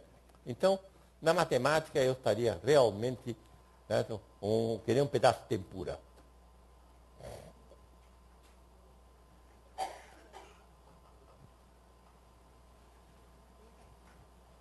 Eu não estou enxergando. Professor, é porque ele está na minha frente aqui. Parece haver, e o senhor até ainda há pouco fez uma ligação bem evidente, entre estoicismo, estoicos e a moral. E até, assim, na contemporaneidade, um certo quê de belo, de nobre, sempre que se traz à tona os estoicos. Né? Por exemplo, fulano tem uma atitude estoica, um comportamento estoico, há uma acepção de talvez uma certa rigidez, mas por trás disso há uma certa beleza, algo que realmente se destaca do ponto de vista moral. Então eu queria, saindo um pouquinho mais do aspecto mais lógico, que o senhor falasse um pouquinho sobre essa herança do estoicismo, dos estoicos, para a moral contemporânea e o quanto a contemporaneidade poderia beber um pouquinho mais dessa fonte para que a vida se tornasse melhor. Eu, pessoalmente, não consigo entender filosofia se a filosofia não estiver a serviço de uma vida boa, trazendo aí um termo que é filosófico. Que é algo aristotélico. Aristotélico. Veja bem, os filósofos, como todas as pessoas, podem ser moralmente grandes ou pequenas. Tá? Existem filósofos maravilhosos e que moralmente não são lá grande coisa. Um deles, por exemplo, é Leibniz, que é bem um safadinho. Né? Mas é um filósofo admirável. O que os estoicos nos ensinaram foi, de um lado, um aspecto sublime de como enfrentar as intempéries da vida. Mas, de outro lado, você tem uma situação de tal forma independente que eu não sei se a moral contemporânea poderia aceitar. Por exemplo, a morte de um estoico pode ser entendida como algo não só natural, mas até o suicídio como algo que o sujeito aceita e que os estoicos aceitam. É famoso um texto, eu não me lembro quem que descreve a morte de um romano. Aliás, vários romanos fazem esse gesto. Sêneca, né, o imperador diga, suicide-se, né? E ele vai lá, entra numa banheira, corta as veias e morre tranquilamente. Existem várias cenas, inclusive, de filmes em que aparece a morte do estoico como algo que ele determina e a família fica toda em volta, chorando. E num dos exemplos até interessantes, não tem as indicações aqui, eles começam a discutir filosofia e o estoico fica tão interessado que ele pede ao escravo, tampe um pouco as veias para chegar ao fim do meu argumento. Você acha que nós poderemos ter, diante da morte, uma situação dessas? Se alguém tivesse se matando na minha frente, eu interferiria. Certo? Acho que cada um tem direito de se matar, aceito a eutanásia, mas normalmente alguém que está diante de uma dificuldade da vida, acho que não tem mais razão de viver, eu diria, quer pensar 2 minutos, vamos comer uma pizza, depois a gente resolve. Isso é, a moralidade contemporânea é uma moralidade muito mais fluida. Tá certo? A gente negocia com a norma de uma maneira que o estoico não negocia. Então, eu não seria estoico. Não. Como? Não seria exatamente essa contribuição à modernidade ou à pós-modernidade, o que se quer que se chame, negocia demais e os estoicos teriam um limite para isso? Não seria essa a contribuição? Porque eu estou perguntando exatamente da contribuição para a contemporaneidade, a vida moral. Eu acho que os estoicos nos ensinariam muito diante da esculhambação que virou a vida moral contemporânea. Isso não há dúvida. Que os políticos lessem um pouco da moral estoica, eu acho que seria muito proveitoso para todos nós. Mas dizer que nós pudéssemos ter comportamentos estoicos diante das adversidades maiores, eu tenho a impressão que a moralidade contemporânea tem um tal apreço à vida, e mais ainda, tem um tal apreço ainda das indeterminações da vida, que simplesmente se botar como estoico diante das intempéries é um pouco, eu diria, que forçaria a nossa forma de pensar a moralidade. Mas se você quiser ser estoico, eu não tenho nenhuma objeção. Professor, passamos... perdão. Passamos para a pergunta final do dia. Obrigado. Eu confesso que eu estou muito até emocionado por ouvir essa sua apresentação sobre a lógica dos estoicos. A minha expectativa era que o assunto não fosse ser tratado, inclusive, que só ficasse na questão ética, que é o que, de uma certa forma, se vê mais comumente em relação aos estoicos. O que fica difícil de a gente concordar é que essa lógica e mesmo a postura ética só foi retomada pela nossa filosofia ocidental no final do século XIX. Na nossa modesta, porém sincera opinião, é consistente o questionamento do colega quando ele fala do empirismo inglês. Como? É consistente o questionamento que o colega fala do empirismo inglês. O Locke retoma vários desses elementos na sua tentativa de fundamentar uma epistemologia não em termos aristotélicos. Veja, apenas exemplos. O que foi dito ontem e hoje, expressões usadas pelo professor.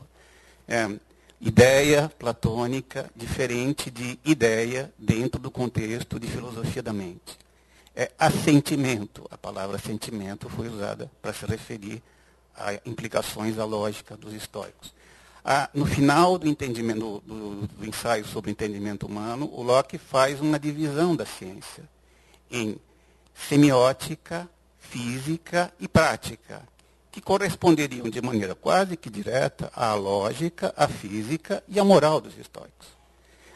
Uma série de argumentações que estão claramente presentes no ensaio tem essa reportagem aos estoicos, inclusive a ética. O Locke tenta fazer elementos, uma certa semelhança entre elementos da ética dos estoicos e a ética dos protestantes. Tá? O que a gente apenas gostaria de deixar indicado é que esse movimento de procura, de pesquisa, numa outra corrente lógica, numa outra corrente de linguagem, que não a platônica, digamos, original, e que não a aristotélica, já está presente no século XVII. Já está? Já está presente no século XVII. Pelo menos no Locke, de maneira bastante clara. Está clara a pergunta? Está claro o que a gente está colocando? Não, está clara a objeção. Está claro o que a gente está colocando? Está claro, mas eu não concordo. E a razão é simples. Tudo bem. Eu não toquei nos assuntos. Os lógicos são os primeiros, os estoicos são os primeiros a pensar uma representação. Tá certo? Eu tenho que ser extremamente simples para que eu pudesse ser entendido. Um dos elementos importantíssimos, era pensar a representação na filosofia estoica. Ora, a representação tal como pensa Locke, é uma representação ligada à filosofia moderna, a uma representação ligada ao cogito. Isso não aparece nos estoicos. Então, embora você tenha elementos que possam pôr em paralelo com o estoicismo, a maneira pela qual o mundo é pensado, a estrutura do mundo, a estrutura das representações são pensadas e por diante, é totalmente diversa. Para Locke, o importante é saber como as ideias se estruturam para dizer o real. Essa não é a questão básica. Na filosofia antiga, você sempre parte do ser para o conhecer. Locke, como bom filósofo moderno, parte do conhecer para o ser. Então, embora você tenha razão em apontar esses paralelismos, eu acredito que o movimento do empirismo inglês, por ser empirismo, justamente, e por se tratar como questão básica a questão do conhecimento, não é isso? Não é uma questão da filosofia antiga. Essa é a minha opinião. Está claro, pelo menos no nosso questionamento, que muitos desses elementos apontados no estoicismo, de uma certa forma, já estão indicados também no Locke. O senhor concorda comigo nisso ou não nisso? Eu concordo que há, vamos supor assim, que há elementos que você pode entrar no paralelismo. Sim. Mas o movimento geral da filosofia de Locke tem nada a ver com os estoicos. E me interessa esse movimento geral e não apontar paralelismos que possam ser, isso é influência histórica, isso não é. De fato, ele leu alguns estoicos romanos, tá? Mas ele não tem nenhuma... O que nos aparenta apenas nós não temos condições, digamos, de argumentar de maneira mais plena, justamente pelo desconhecimento desse panorama estoico, que está sendo uma novidade. Eles não tinham os textos. O senhor disse que os modernos não tinham os textos, é isso? Não, Locke não tinha os textos, nós temos hoje os estoicos. Tá. O que fica mais ou menos claro é que houve no período moderno, com certeza, da parte dos protestantes, principalmente, uma procura de alternativas à escolástica e a Aristóteles, entendendo a escolástica como sendo a variante aristotélica. A visão,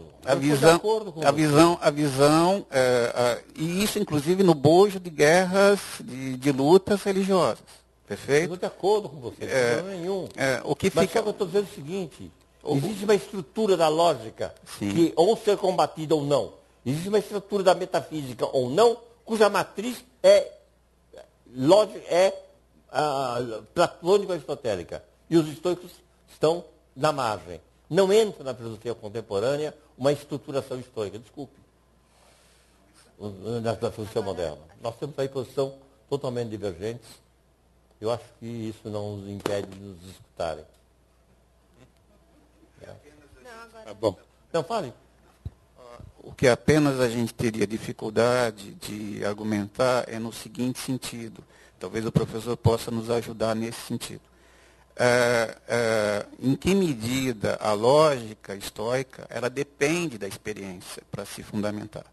O que fica mais ou menos claro é que a lógica aristotélica ela prescinde muito da experiência. Ela prescinde da experiência. Ou seja, se eu tenho no silogismo clássico, todo homem é mortal, Sócrates é homem, portanto Sócrates é mortal, eu não preciso da experiência ou da verificação empírica, vamos dizer assim, para confirmar esse postulado. Então ela é hipotético-dedutiva, como o professor mencionou, então a experiência fica para um segundo plano.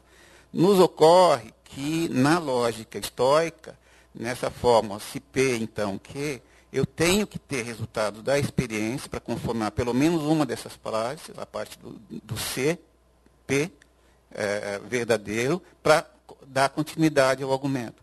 Veja, a gente volta a fazer essa colocação. Nos ocorre que nessa lógica há um espaço maior para o papel de experiência e aí também se voltaria a questão do empirismo inglês. Mas a gente só queria deixar colocada a questão e o paralelismo. Olha, eu tenho a impressão que a lógica estoica é muito mais distante da experiência do que a lógica aristotélica. O fato de você sentir não é experiência, é muito mais um estado da alma. Eu acho que, do ponto de vista de experiência, isso é imbatível que Aristóteles é melhor, inclusive que o Locke. Ele sabe muito mais coisas do mundo do que o Locke. A questão do Locke é uma questão do conhecimento. Como é que eu justifico o meu conhecimento? Isso não é questão para um grego, para um medieval. Nós temos aí posição inteiramente divergentes. Acho bom. Certo? Não tem importância.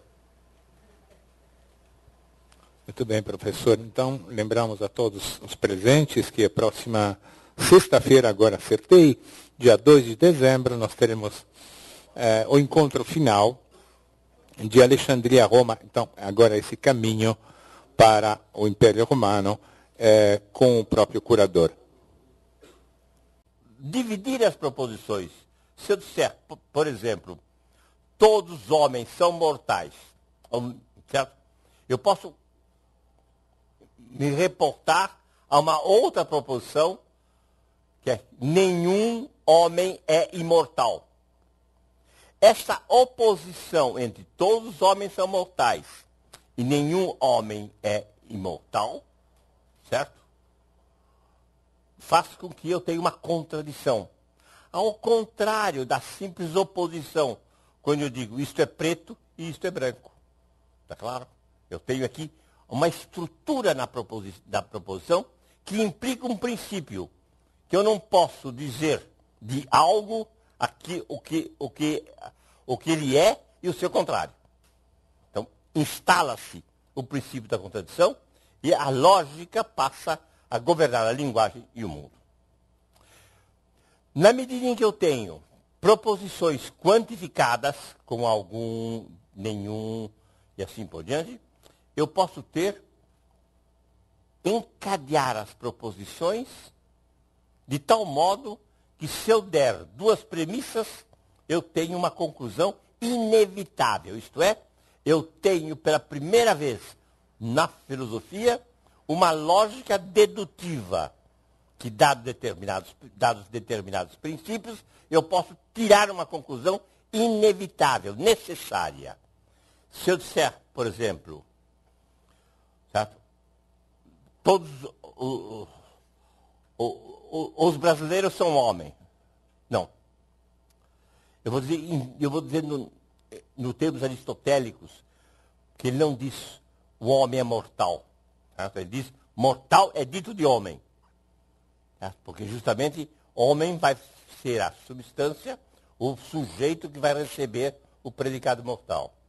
Então ele vai dizer o seguinte: mortal, vamos supor, é dito de todos os homens. Homem é dito de todos os brasileiros.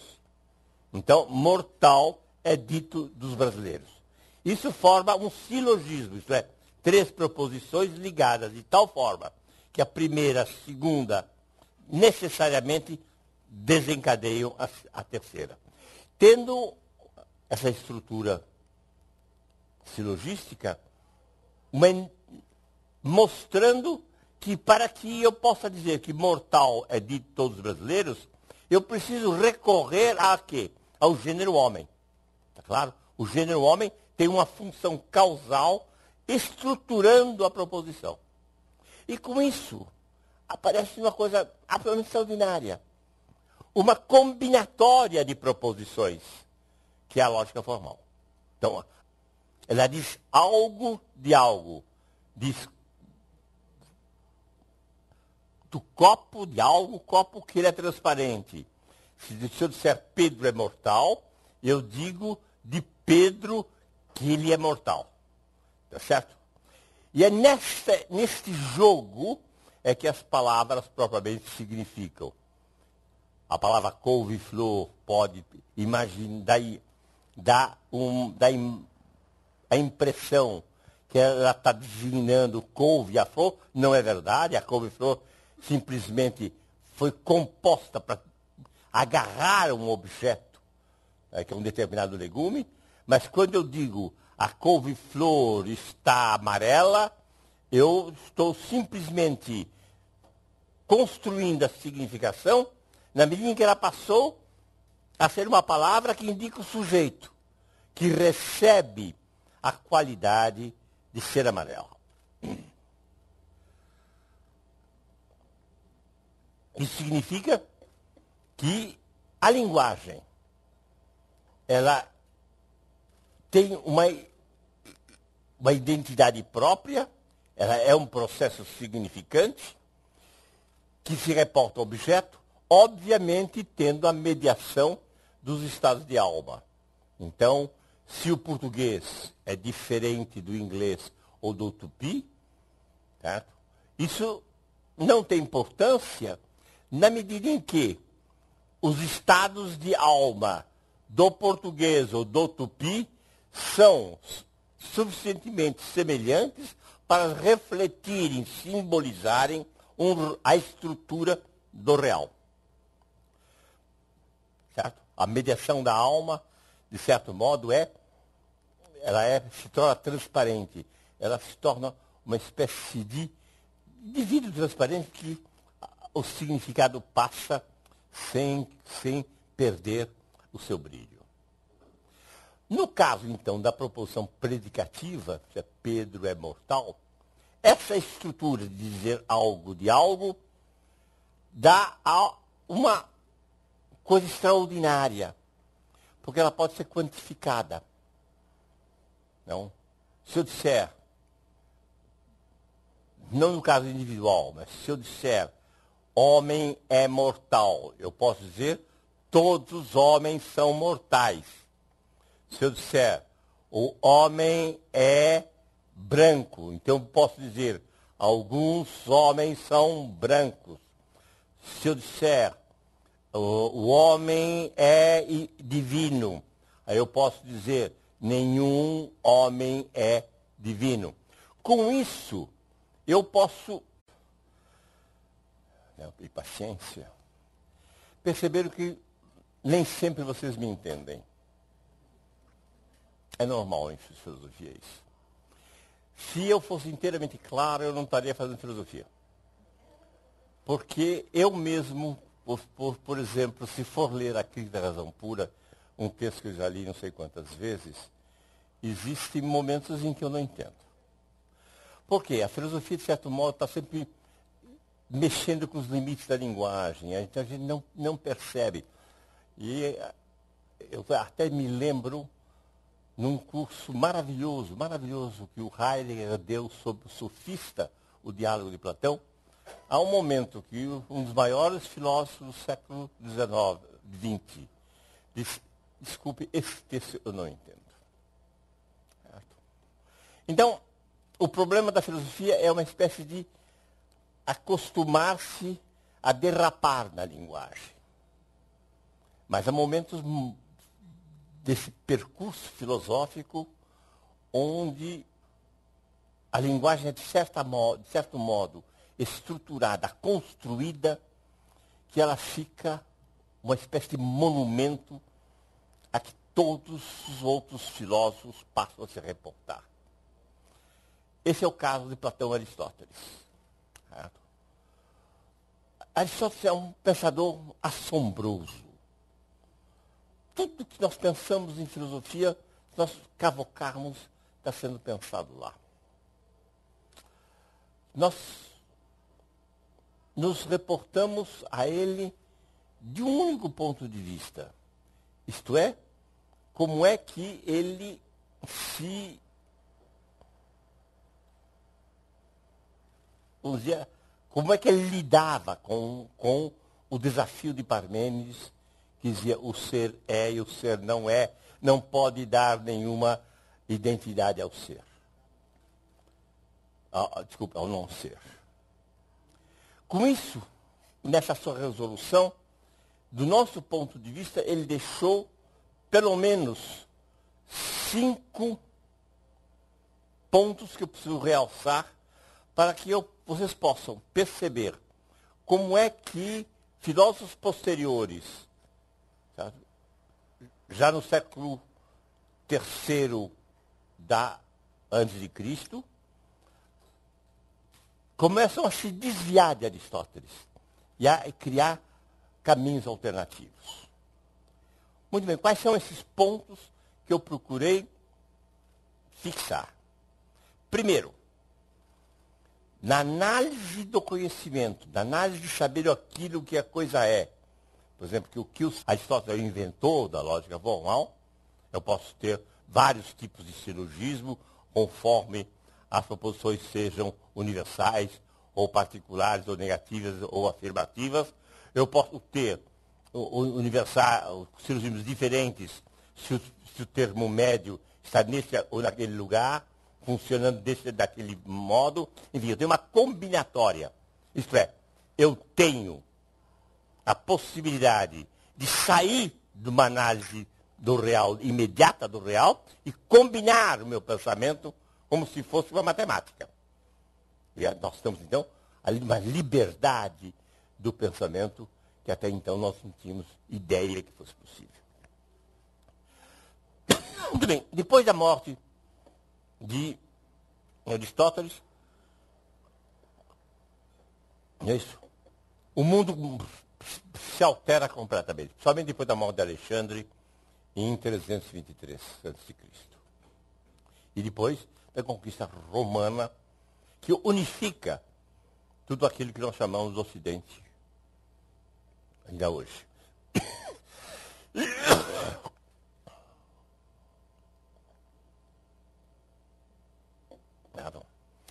Alexandria se torna basicamente a capital do Ocidente. E Atenas se torna, ela volta sobre ela mesma. E ela fica uma espécie de capital cultural do Império Romano. Tanto assim que mais tarde, no século I a.C., não era estranho que um senador romano se dirigisse em grego aos seus colegas. Então os senadores passavam ao tempo, assim, os ricos romanos passavam uns tempos em Roma para aprender o grego, que era uma espécie de língua culta da época. Certo? E há várias escolas que, influenciadas justamente por Alexandria, nós chamamos de as escolas helenísticas. Nós temos fragmentos, em geral, desses textos. A melhor coleção desses textos foi editada por 2 autores, Long, L-O-N-G, e Sedley, S-E-D-D-E-Y, que é The Hellenistic Philosophers. da Cambridge University Press, de 2007. Quem precisar pensar, ler alguma coisa dos estoicos, sofista é preciso não apenas, como fazia Platão, dizer que ele é isto ou aquilo e achar onde ele está, em qual categoria, mas é preciso que a gente pense, diz Aristóteles, dentro de um gênero e encontre a sua diferença específica. Isto é, se eu for falar no homem, eu preciso ter no horizonte o gênero homem para que eu possa defini-lo como animal racional. Se eu for falar no galo, eu preciso pensar na espécie ou no gênero dos galináceos e pensar, ó, galo, galinho, pintinho, dentro desse esquema. E que é um esquema organizador do próprio objeto. Isto é, ela é a essência. Então, a grande questão é escapar de um raciocínio que vai simplesmente se apoiando no acordo do outro, mas que vai agarrando o objeto, vai caçando o objeto de tal forma que ele se revele. Nesta caça, o objeto é dito que ele é de forma diferente. Ele é ou substância, ou ele é qualidade, quantidade, assim por diante. Então, aparece que a questão do ser, que é, e o ser que não é, que quebrava a cabeça dos filósofos, depois que Parmênides enunciou essa sentença, se esfarela. Porque o ser é como substância, como qualidade, ou quantidade, ou como tempo, e é preciso então estabelecer como ele está sendo. Então, a questão foi, de certo modo, triturada e reduzida em pedaços. Terceiro ponto que eu gostaria de assinalar, que eu vou retomar todos esses pontos através do estoicismo. A proposição asseverativa, aquela que afirma que esse copo é transparente ou não transparente, não a proposição geral, como eu digo, olá, venha para cá, nada disso, mas a proposição que fala do real, ela é uma síntese de dois elementos, nome e verbo. Esta síntese representa uma síntese no real quando ela é verdadeira. E ela não representa a síntese do real quando ela é falsa. Tá certo? E desse modo, toda proposição que é assertiva, ela tem uma forma